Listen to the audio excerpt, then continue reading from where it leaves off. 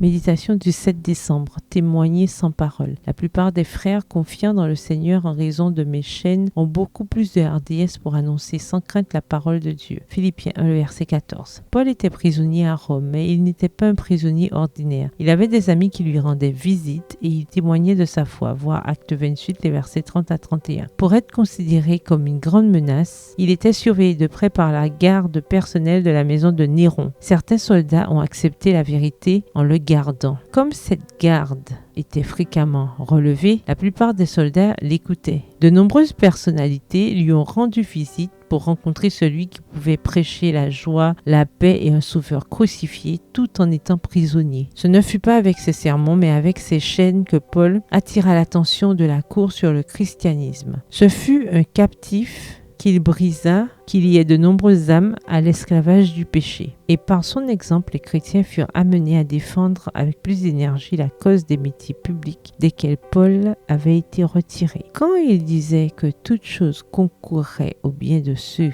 qui aiment Dieu, voir Romains 8, le verset 28, Paul parlait par expérience. Faites de la limonade avec les citrons qu'on vous lance. Construisez un autel avec les pierres qu'on vous jette. Grâce au témoignage de souffrance joyeuse de Paul, les chrétiens romains ont proclamé avec plus de hardiesse la parole de Dieu au lieu de se concentrer sur la peur de la persécution. Quand vous avez peur, choisissez le soutien de ceux qui l'ont déjà vaincu. Ce ne sont pas les circonstances, mais ce que vous en faites qui vous limite ou vous donne la réussite. Le problème n'est pas le problème, mais votre attitude à son égard. Le chrétien qui fait preuve de patience et de joie dans le deuil et la souffrance, qui affronte la mort elle-même avec la paix et le calme d'une foi inébranlable, peut accomplir pour l'évangile plus que toute une vie de fidèle labeur. Souvent, quand le serviteur de Dieu est retiré de l'accomplissement actif de son devoir, son Seigneur a en réserve de mystérieuses providences et dont notre vision à court terme nous pousserait à nous plaindre pour que se réalise une œuvre qui n'aurait jamais pu voir le jour autrement. Texte tiré du livre Conquérant Pacifique à la page 412, livre écrit par Ellen G. White. Bonne journée, que l'Éternel vous bénisse.